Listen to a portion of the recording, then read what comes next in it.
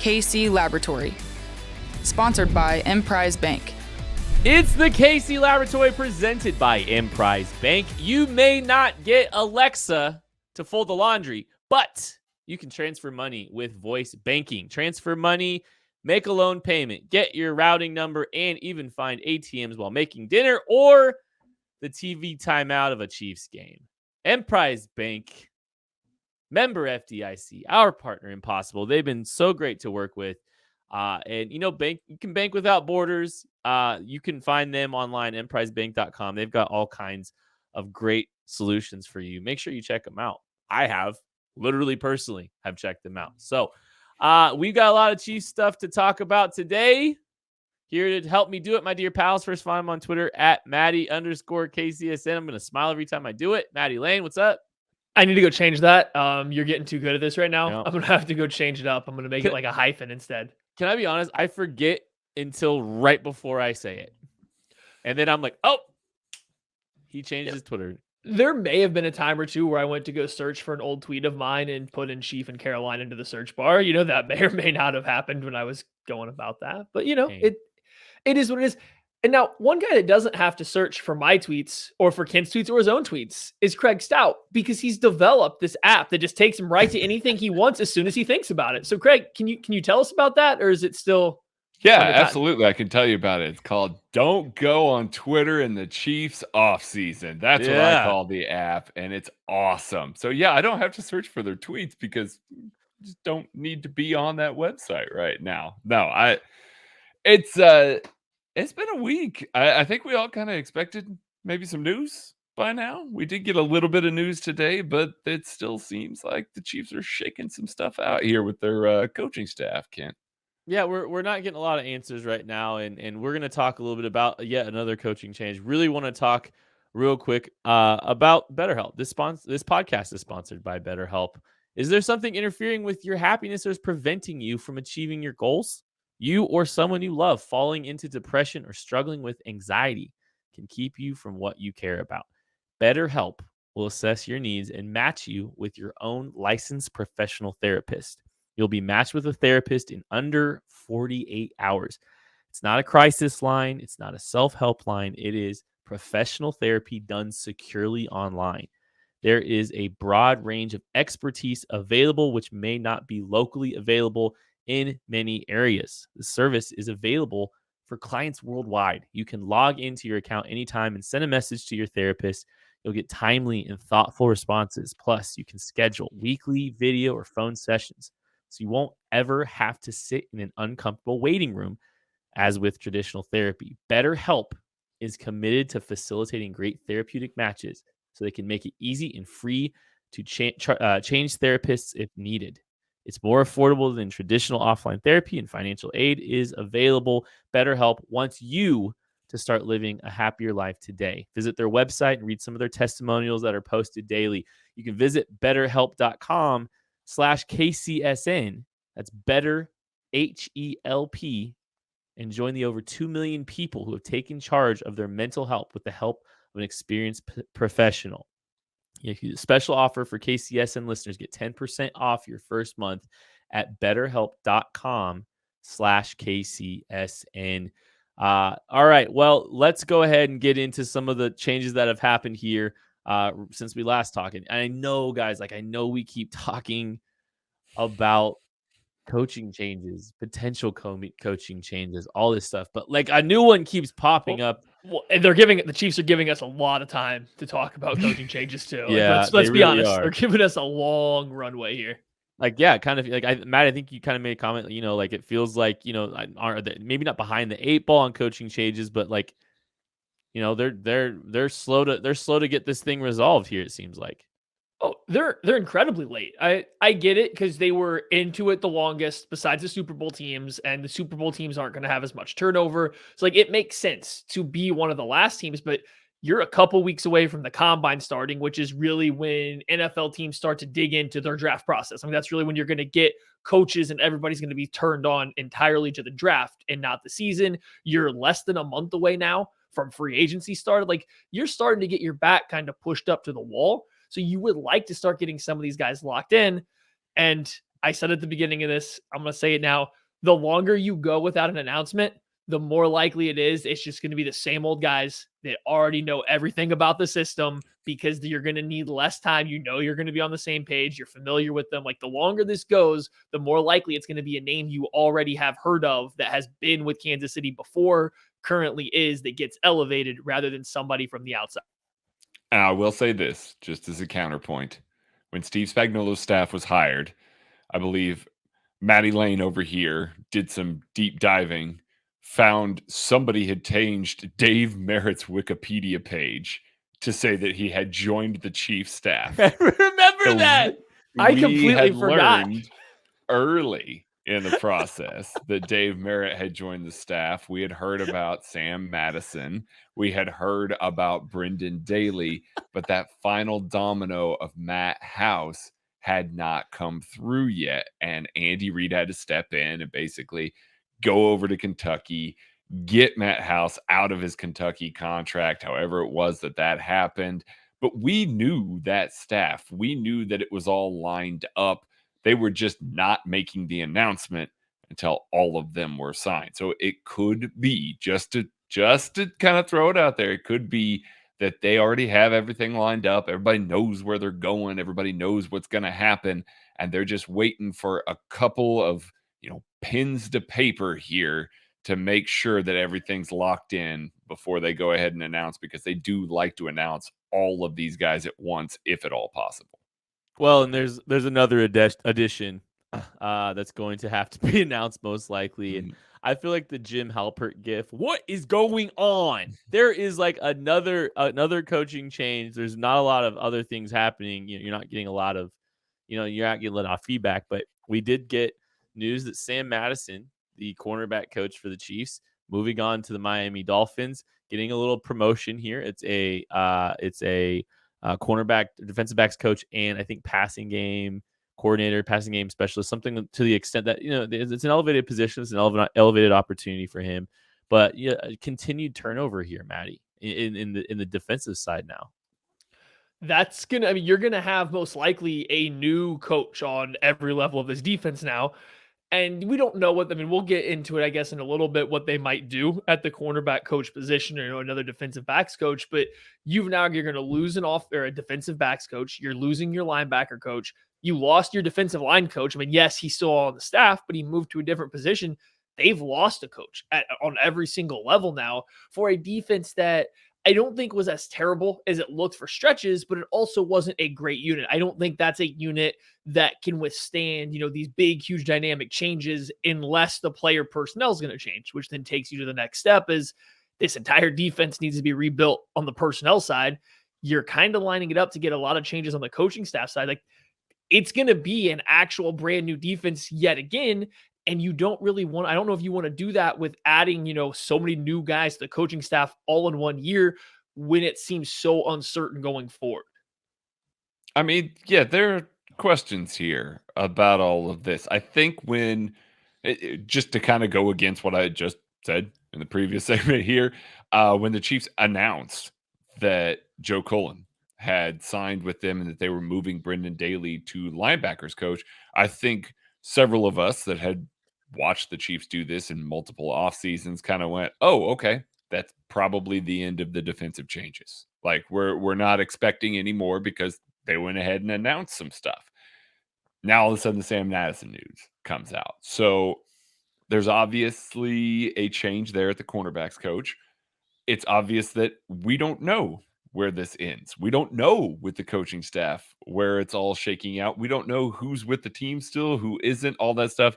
A lot of those coaching contracts are not public information. We hear leaks about them every once in a while, but we don't know for certain who's under contract, who's not, who's sticking around. And so we really do just kind of have to wait to see for all of this to shake out. But yeah, all of a sudden now, this defensive coaching staff, which as far as we know is still with Steve Spagnuolo at the helm, is going to have a whole bunch of new position coaches and a whole bunch of new personnel that they need to add. I don't know that that's a bad thing. It may offer some new, perspectives on some positions, get some guys in some better spots. Who knows? I just know I personally was a fan of Sam Madison. I thought he got a lot out of these corners for the past several years, Yup. especially without the investment. So to watch somebody like that go on and take a promotion, that doesn't appear that the Chiefs kicked him out the door or anything. He got a promotion. So to watch that happen kind of makes me a little bit sad because I do feel like he got the best out of some of the corners. Well, and I mean, to be fair, Sam Madison, Dolphins legend as a player, a beloved player there. So there's that element there. He's getting to go, in some ways, go home. So like there's something to be said about that. It's just like this off season just feels weird already. I don't know if you guys feel that already. This is like the weirdest first couple weeks of off season. And maybe it's just because the Chiefs weren't in the Super Bowl and everybody was chomping at the bit to get going, but like just the vibe. This isn't hard hitting analysis. It's just the vibe feels weird about where we're sitting right now with the coaching staff and some of the questions looming, and you kind of just wonder like what's coming down the pike, what big changes are happening, what big personnel changes are happening, are there going to be any big coaching changes that occur, because there seems to be a lot of buzz about some of that potentially happening. So much just seems in flux, Maddie, and it's just weird. Like I don't know how to process it entirely. And boy, that's just such a descriptive word to use on a podcast. But the only thing I can come up with is weird. Well, but here's another way to look at it, I guess. The Chiefs' offensive coaching staff hasn't really undergone any changes since. I mean, you could almost go to 2013. Like, yeah, you've had Doug Peterson leave and Matt Nagy leave, but it's a pipeline. You're putting one guy out so you can elevate the next guy. Like, I'm not saying everyone's exactly a 1-for-1 replacement, but you're essentially just moving one guy out, replacing him with the next guy in line. They haven't had actually anyone just straight up leave without a replacement they felt was at the same level since 2013 on the offensive side of the ball. The Chiefs did entirely overhaul their defense 3 years ago, but in that 3-year span, they haven't had a single real change on the defensive side of the ball on the coaching staff. Now, all of a sudden this year, it looks like you might be in line for some offensive coaching changes with the quarterback coach, maybe offensive coordinator. Defensively, you've already seen some come in. You've now lost 3 coaches or 2 coaches. One's moved positions. It's like there's so much change going on this year, and that's not normal for an Andy Reid team. When things go awry, that's when they change stuff around. There's clearly something a little under the radar, under the scenes that we don't know about that's just making them make these changes. It's not something they do. Andy Reid does not make changes at this level unless he has to or he feels he has to. And not that Sam Madison was a change the Chiefs made. Again, he got a promotion to go to another team after getting Charvarius Ward to play his best season, after making a day 3 pick and Rashad Fenton look, fine to good for stretches. Like, it was a good year for him. So like he got a promotion. It's just you don't see this kind of change from an Andy Reid coaching staff hardly ever. And I mean, Matt House got a promotion too. Like, he didn't just up and leave. It's a defensive coordinator position at LSU is a big deal. Like, that's a big deal. That's one of the premier collegiate programs. So yeah, there's an abundance of change in Kansas City, just like there's an abundance of change in Kansas City in your liquor market. You got a Mcadoodles coming to you in Lee's Summit, Missouri this summer. So you're going to be on the lookout for there. But I don't want to talk to Kansas City about this anymore. I talk to Kansas City about this twice a week, every week. I want to talk to you folks that are outside the Kansas City area that happen to be listening to this podcast. We need to branch out. We are so focused on getting Mcadoodles to Kansas City. I want a Mcadoodles down here near me in Wichita. I want it in Omaha. I want it in Des Moines. I want it in St. Louis. I want them in Tulsa. I want them in Dallas. Let's put these all over the Midwest here so that everybody can find out about Mcadoodles' elite customer service, their great selection, and their awesome prices. It's not just Kansas City that deserves good things and deserves changes to occur to them. It's everywhere that deserves this. So if you're in one of these places, or if I didn't mention you and you want one and you're not in Kansas City, get a hold of Roger, info@mcadoodles.com, and bring a Mcadoodles to your area ASAP. You will not regret it, and you will not regret those changes. We're going to hope that Kansas City does not regret the changes that they're making here. I wrote earlier this week that this is kind of an inflection point, that there's a bunch of changes that are going to be made, and we don't want to look back on this as the bad offseason, because it really could go, it could go that way. It really could. You're making all these changes, you're making all these personnel changes, coaching changes, front office changes. It could swing the pendulum in the wrong direction. And so I hope it won't. Andy Reid's not giving us any reason to believe that it will. So I'm kind of putting my eggs in that basket.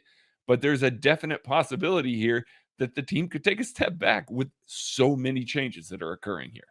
Well, I know we try to have some perspective here, but I know this team just blew a 21-3 lead in the AFC Championship game, and we're sitting here and having all these conversations, but this season has not been easy. It's been like pulling teeth. The Chiefs were struggle busting and trying to slug their way through really rough stretches of offense that were just uncharacteristic. They started the season 3-4. Andy Reid with his health concerns early in the year. There's just so many storylines. This has been an exhausting year.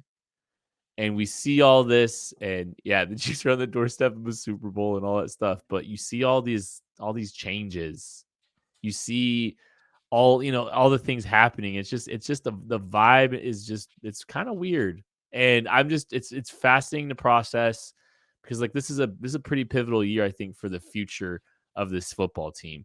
Because there's big changes that have to happen that are necessitated. The core of that Super Bowl team is not going to be here in its entirety. You're going to lose some of those core pieces and stuff. So I'm fascinated to watch it. And we're going to talk about the rebuild right now, because there are there's some free agency stuff. We can kind of start digging into some of the free agency stuff, right? And wide receiver is a position, it feels like everyone under the sun, there's some kind of small connection or rumor or buzz that there's interest, Odell Beckham or Allen Robinson or Juju Smith-Schuster. There just feels like there's just energy around the Chiefs potentially pursuing the wide receiver. And honestly, it makes all the sense in the world, Matthew. The Chiefs tried to pursue every wide receiver last offseason they possibly could. They signed a guy who hadn't played football in a year and a half and tried to get him on the field as quickly as possible. They tried to sign another wide receiver who was eventually released mid-year. They maybe tried to trade for guys during the middle of the year. They were linked to a couple wide receivers at trade deadline. Yeah, I think it's safe to say this team wants another wide receiver. I think I would be absolutely dumbfounded if they do not enter next season with at least one new wide receiver that you spend significant, capital on, whether that's a first round, second round draft pick, somebody in free agency, whatever it may be. I feel very confident in saying they are adding a wide receiver that you were going to put in this depth chart as wide receiver 2 heading into training camp. Yeah, I think that's safe to say. Typically, Brett Veach, it's not like cloak and dagger with the way that he pursues some guys in offseason, and we got to see that this past year. We got to see them in on all of those names, essentially, that were major free agents or that got cut in the middle of the season. All those guys were guys that Brett Veach was in on. He's not in on them because he thinks, oh, well, we're just going to improve for this year. He's looking beyond this year. He's looking beyond and into the future here. So it becomes one of those positions that when we get to free agency, as we've seen this team do both in free agency and in the draft, they will spend high assets and try and rectify the situation and just try and basically club it over the head with personnel, with assets, with whatever it is that they need to do to fix the situation once and for all. We saw them do it with the offensive line. We've seen them do it with the defensive line. We've seen them do it with just the defense in general. He is unafraid to spend significant assets to make sure that they don't have to worry about a position again. And I fully expect that wide receiver is going to be that position that they do that with this year. Regardless of what we want to believe about the defense, I think the focus is going to be on wide receiver in free agency first and foremost. Well, and you want to know the other thing that Brett Veach has had a tendency to do is draft a year ahead. So, taking a guy a year ahead of a need, trying to make sure that they're, that these rookies get a year to kind of hit the ground running in year 2 when they have to move on from an expensive player. So like the Chiefs have had a tendency to do that. They've done it every year. Now we are at a point where this is a prime draft a year ahead year. This is a prime, sign and load up on some of these talented receivers. Because here's the thing. I'm going to give you guys the list of wide receivers that played in the AFC Championship game or on the 53-man roster for the AFC Championship game that were under contract in 2023. Ready? Okay, I think you were muted there. I think. Nope, Oh, okay. It was just that. There's none. Tyreek Hill's contract's up. McCole Hardman's contract's up. And I think they could get real aggressive here. I think it could be, you say, I wouldn't be stunned if it's a multi-year deal for a receiver, be it Tyreek Hill, be it, who knows? I think it's a, 1-year deal for one of these other receivers. And I think it's an early draft pick. I think it could be as early as pick 30. I really do. Because there's really talented football players that could be had at pick 30 potentially, especially considering some of them are coming off of an injury. There could be good value for a wide receiver, Jamison Williams, John Mechie out of Alabama, George Pickens out of Georgia. Like if they said she take any of those guys at 30, I'm geeked out. I'm hyped. And they, this is a notoriously difficult offense for receivers to learn early. So you give them a year. They don't have to be full contributors in year 1. They can recover from their injuries. They can hit the ground running in year 2.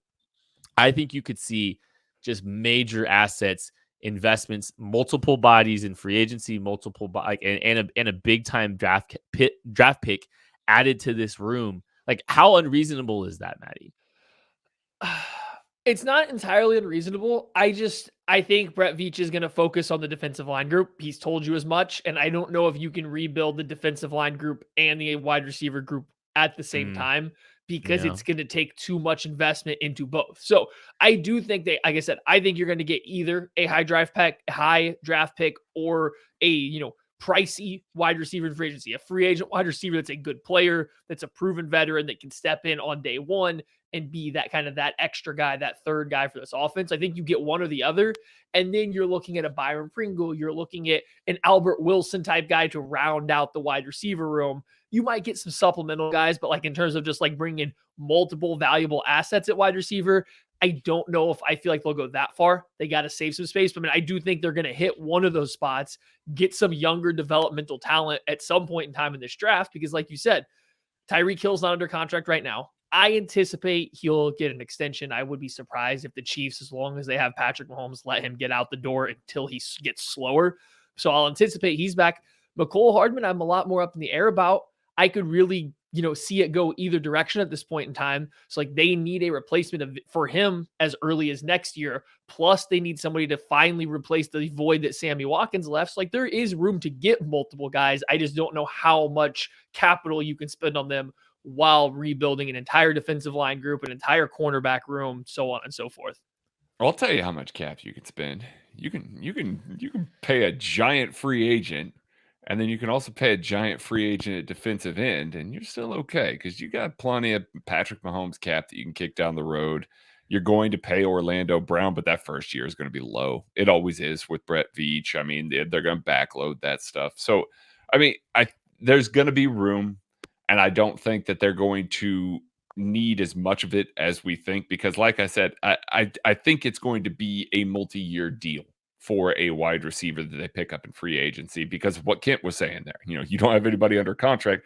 You're not talking about some 1-year prove it deals that they're trying to hand out and then being in this exact same situation next year.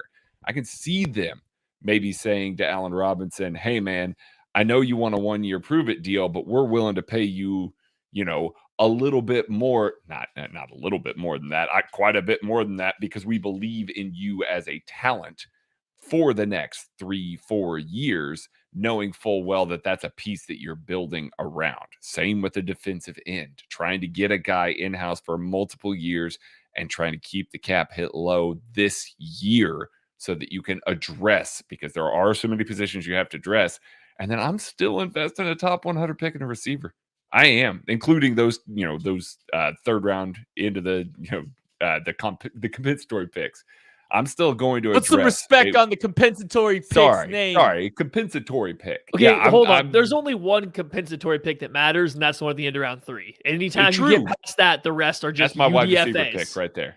That's my wide receiver pick right there. I'm making one right then and there, trying to add a guy, trying to add more talent there. Because even if you got McCole Hardman that's taking snaps ahead of that third rounder, you've got another talent in the building, which is what you're going to need going forward. So even if you don't extend Tyreek Hill, which again, I do think that there's a chance that they do, even if you don't, you've got that guy. But if you do extend Tyreek Hill, you do have a guy like Allen Robinson and a third round pick at wide receiver, you're good for the next 3-4 years. And that's the hitting it over the head that Brett Veach likes to do, trying to rectify the situation all in one offseason.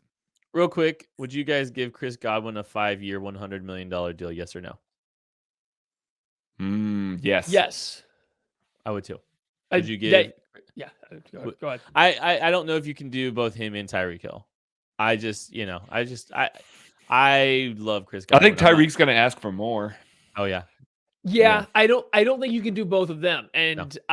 I don't think the Chiefs should be looking at that price range. I think you should go a tier down from there to where you're focusing on a guy that's, 15 to 17 and not the 20 million plus range. So like maybe you're coming down and looking at a Mike Williams kind of guy or something like that. Mike Williams would be fun. I would do that. I think you're looking at that. Maybe the Cowboys do end up going to cut Amari Cooper. And, he hasn't had his best year in the past 3 seasons for the Dallas Cowboys. So maybe he's not looking at 20 million anymore. Maybe he is closer to that range at this point in time if they do have to cut. Just something like that rather than a guy that is going to – Chris Godwin deserves that much money. He should get 20 million. So he's probably going to get more. Yeah, I think that one's out of the realm of possibility, but he's the number 2 wide receiver on the market, I think. So like you're going down, you're aiming for like the 4th, 5th guy, I think, is kind of your goal. Who's number 1 on the market then? Devontae Adams. Oh, I see. I don't see him getting paid. That's why I limited him in my No, he's not. But Chris Godwin may not get out either, by the way. That's true. And then you're dealing with a lot of those tier 2 types anyway. Which is fine, which is perfect. Now, as the Chiefs, you almost want Godwin to get out because you want the team that's going to be, you want everyone else to be chasing him while you're not. Like you almost want there to be a clear bell of the ball in this situation if you're the Chiefs. So you get your pick of the guys that are a little bit under. I mean, heck, you're the Chiefs. Just go back and re-offer Juju Smith-Schuster his same like $7 or $8 million deal again and say, hey, are you going to, mess this up again? Like his value's not higher. So, like, just go offer that one again. They can cheap out of it. I'm looking at Allen Robinson making $18 million a year right now in his current deal. He's going to get out of it.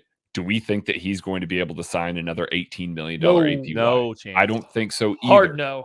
So it looks closer to what like the Rams have right now with Robert Woods and Cooper Kupp. Both of those guys are inside essentially the top 15 wide receiver contracts in the NFL.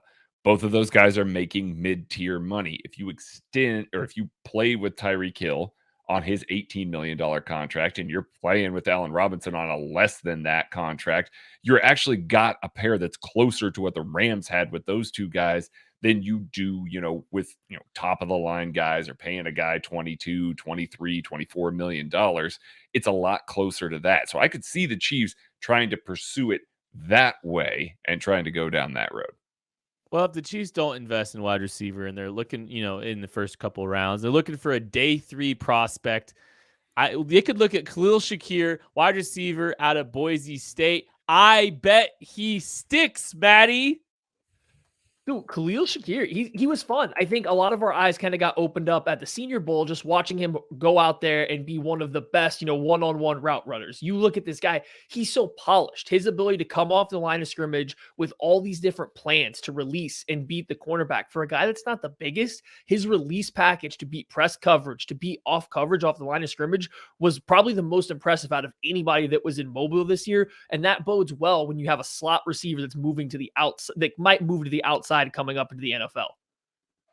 Yeah, I mean, he's slippery. Slippery would be the word for it, and he wins underneath.